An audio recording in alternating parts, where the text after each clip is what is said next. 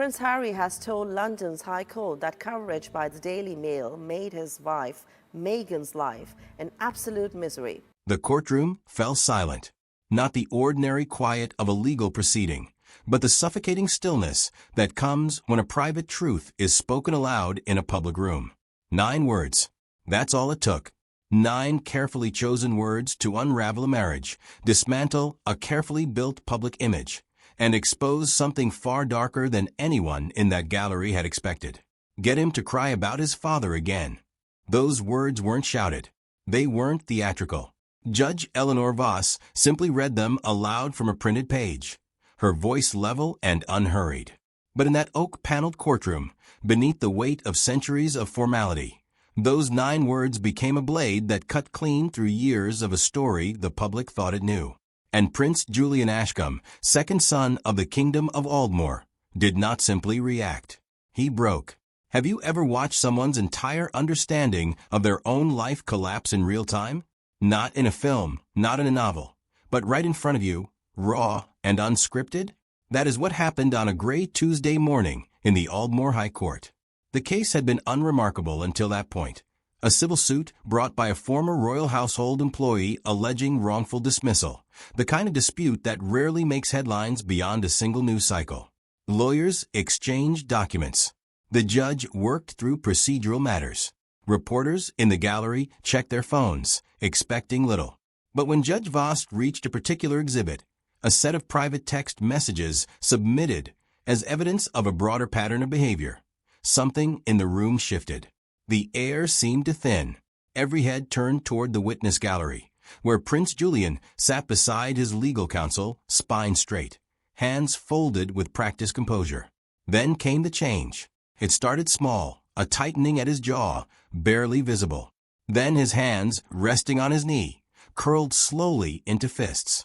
His face, a face the public had seen smiling from 100 magazine covers, shifted into something unguarded. Not embarrassment, not irritation, something closer to grief. What followed would be replayed and dissected for months. Julian lowered his head, almost as if trying to make himself smaller, and pressed one hand against his eyes. In the hush that followed, a sound broke the silence, quiet, involuntary, unmistakably real. Not the composed emotion of a man used to cameras. This was something else entirely.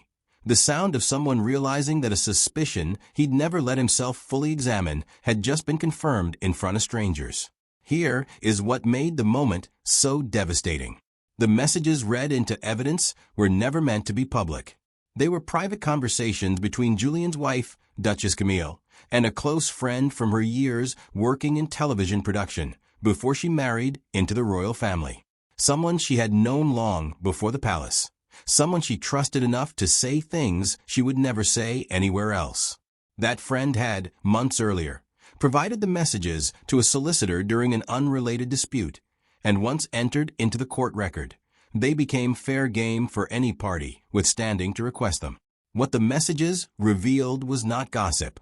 It was something colder, a documented, ongoing strategy. Judge Voss had cautioned the courtroom earlier that morning that some of the material to be read was sensitive in nature and touches on matters of family relationships and public presentation. What the court was about to hear did not describe a woman overwhelmed by the pressures of royal life, as the public narrative had long suggested. It described someone methodically shaping a public image, turning private emotion into public material, turning grief into a resource to be managed and deployed. And at the very center of that strategy was Julian's relationship with his late father, King Edmund, who had died when Julian was a teenager under circumstances that had shaped his entire adult life. Get him to cry about his father again. Sit with that phrase for a moment. It implied something far more troubling than a single insensitive comment. It suggested that Julian's grief, the defining wound of his life, the thing he had spent over a decade in therapy trying to understand, had at some point become something scheduled, something staged, not for his own healing, but for an audience. Imagine discovering that the moments you believed were your most honest, your most human, had in fact been anticipated, discussed, and planned by someone you trusted completely. The judge continued reading, But by then, no one in the gallery was tracking the legal and murmured something the microphones didn't catch, then stood and requested a brief recess, citing his client's evident distress. Judge Voss, maintaining the formality the moment demanded, allowed a short pause, but noted that proceedings would resume promptly. Outside the courthouse, word had already begun to spread. Reporters, who had arrived expecting a minor employment dispute, were suddenly filing updates about a very different story. What followed was nearly 3 hours, during which Julian said almost nothing. He sat through message after message being entered into the record, each one landing with its own particular weight. One text, sent to the same confidant, described a family gathering as good material. Save it for later. Another discussed the timing of public appearances around emotionally significant dates, including the anniversary of King Edmund's death, describing it as an opportunity if we handle it right. Then came a message that seemed to still the entire room. He wears grief so well. We just need better lighting for it. Consider that phrase. Consider what it reduces a person's private mourning to: a visual element, a matter of staging, something to be optimized rather than simply felt.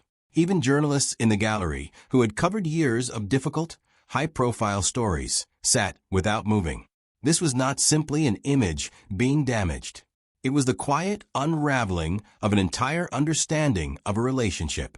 The court then moved into messages relating to a televised interview Julian and Camille had given roughly 2 years earlier. The interview in which Julian first spoke publicly about his struggles with anxiety and the isolating pressure of royal life. It had been widely praised at the time as a moment of rare, unscripted honesty from a royal figure. The messages told a different story. Draft language appeared in Camille's exchanges with her friend, phrases nearly identical to what Julian would go on to say on camera, annotated with notes about pacing and delivery. Pause before the line about feeling trapped. Let it land. Good take on the bit about his brother. Keep that phrasing. Each revelation chipped away at something the public, and evidently Julian himself, had believed was unrehearsed. He shifted in his seat as the messages were read, his posture sinking further with each one, at one point pressing the heel of his hand hard against his forehead, as though trying to physically hold something together. Nearly 2 hours into the session, the courtroom reached what many observers would later describe as its lowest point. Judge Voss read a message that seemed to silence even the legal teams present. He still needs my approval more than he needs the truth. Guilt over his father makes him easy to steer. That's the lever. Someone in the back of the gallery audibly gasped before catching themselves. Julian did not sob this time. He simply closed his eyes. And when he opened them again, something in his expression had changed, quieter, more distant, as though some part of him had gone somewhere else entirely. When the judge asked if he required another recess, he didn't answer aloud. He simply nodded, slowly, without resistance. Not anger, not defiance, just exhaustion. After a 30-minute break, Julian returned to the courtroom physically present but visibly diminished. His jacket seemed to hang differently on him. He didn't take the water offered to him. The proceedings resumed with a final set of messages, this time concerning his young children, messages weighing which family moments might be worth documenting for future use, discussions of how much of the children's lives to make public, and when described in language that read less like parenting and more like content planning. By this point, Julian had stopped reacting to individual lines. He stared at a fixed point somewhere past the judge's bench, his hand still, his breathing shallow, but steady. When the session finally adjourned for the day, he did not walk out under his own power in the way he'd walked in. His security detail flanked him closely, guiding him gently through the courthouse corridor. The following morning, when proceedings resumed, the material entered into evidence had been organized into 3 broad categories by the opposing counsel: financial planning tied to personal narratives, strategic positioning within the family relationships, and material specifically concerning Julian's own emotional history. The first category was in some ways the least surprising and yet still unsettling in its clarity. A series of messages discussing how various family relationships and personal struggles might be woven into future media projects, book deals, and public appearances, described in the language of long-term planning rather than lived experience. One message referred to the family's history as something that needed to be paced out across several projects rather than addressed all at once, so as not to burn through the material too quickly. The second category concerned the wider royal family, and it was here that the messages grew sharper. Camille had written at length about Julian's older brother, Crown Prince Edward, describing him as the real obstacle precisely because he was measured and difficult to provoke into a public reaction.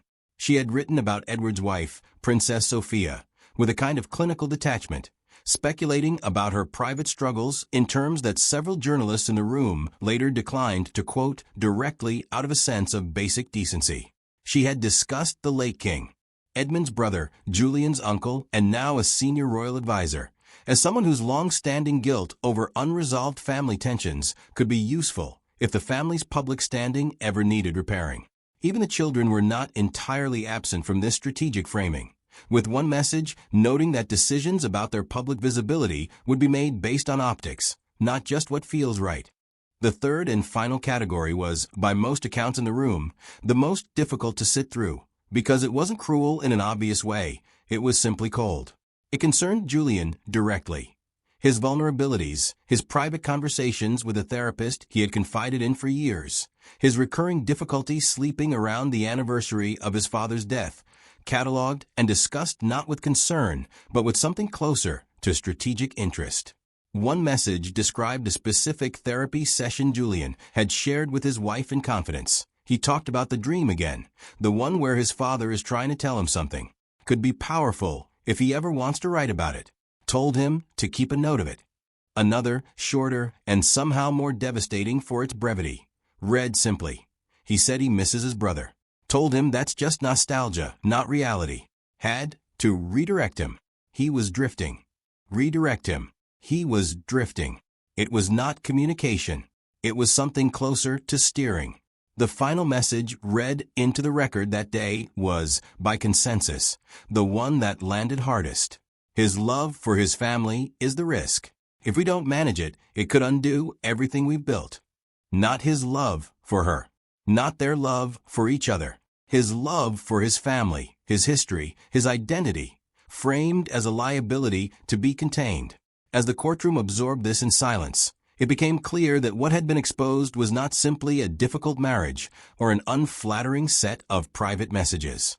It was the outline of a mechanism, one in which Julian's most private grief had, for years, been treated as raw material rather than as something to be honored or protected.